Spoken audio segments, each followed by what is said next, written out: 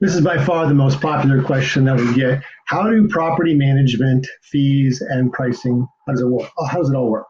Okay, so let's start with things that typically cost money. First of all, finding a tenant. Um, Normally that fee is going to range from about half to a full month's rent. So let's say your property rents for $1,000 a month, you're going to pay somewhere between $500 to $1,000 typically. And usually you're not going to pay that until the tenant's actually been found. So that money can come out of the actual rent you get from the tenant. That'd be a normal range. The second is the fee to manage your property monthly. That's handling the collection of the rent and dealing with all the calls, any maintenance issue oversight, all the nuts and bolts that come up every month. That's going to be typically somewhere between 6 to 10%. Some of that will vary based on the location you're in, but it will also vary on the rents that your property gets. So typically, the lower the rent, the higher the fee is going to be. So some companies even have a minimum fee that they charge. So it wouldn't be unusual for a property that, say, rented for $1,000 a month to have a 10% charge or a $95 minimum or something like that. Whereas if your property rented for $2,500 a month, maybe they only charge you 6 or 7% or something like that. So that would not be crazy. It varies by company, but that there's a range that happens there. The third thing is the cost to release. So let's say you've had a tenant in your property for 11 months, they want to stay and they want to sign a new year-long lease. Typically, that's going to be somewhere between a couple $100 to about a half month's rent. It's usually not the same amount of money as it was to sign the lease in the first place. That's pretty unusual. It could be, but I'm saying typically a release is a little bit less than that. The fourth thing that can cost money is maintenance. And how that works really varies depending on the company. Sometimes they have in-house. Sometimes they have a preferred vendor. Sometimes they have just outside vendors and they get competitive bids. Sometimes they'll charge, some money on top, like a flat fee or a percentage of the job to manage the whole thing. Sometimes they won't. So you want to ask questions about that part of things. And then the fifth item is inspections. So typically you're going to get a move in and move out inspection included as a part of the management. That's where they take either pictures or videos and just see the status of the property before the people move in and then when they move out. But sometimes you can get a inspection partway through the year, which is usually worth the money.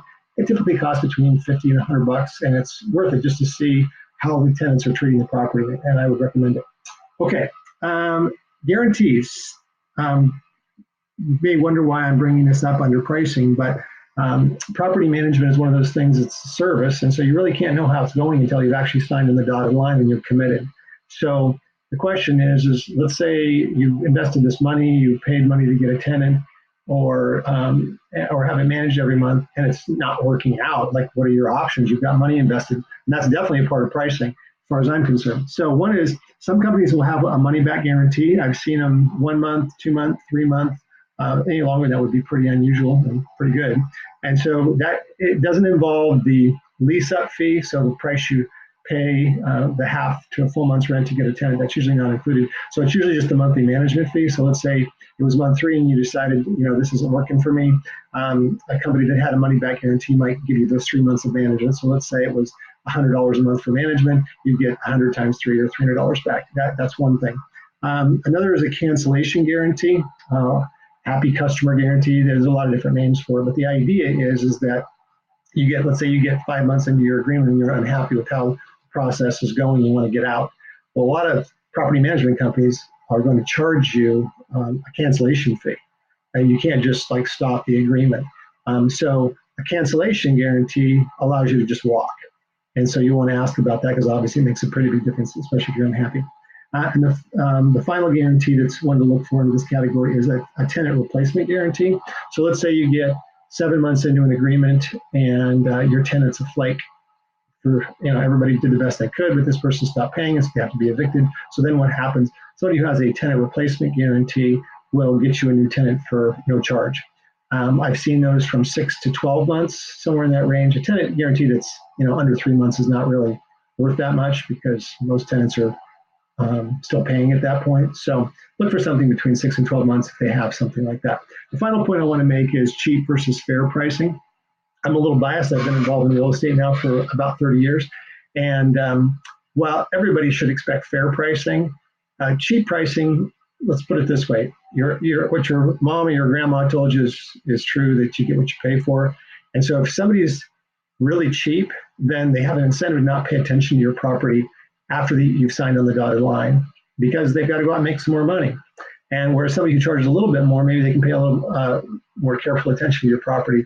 That's a pretty expensive asset. And so I would take that in consideration, because when you stop and actually work the numbers, the difference between a 7% fee and an 8% fee, 1%, it might be $10 or $20 a month. And I'm not saying that doesn't make a difference. I'm just saying you have to kind of weigh that along with things like the reputation of the company and how much they'll pay attention to your property, how well they'll take care of your asset. So I'm just encouraging you to think in terms of a fair price instead of just the cheapest.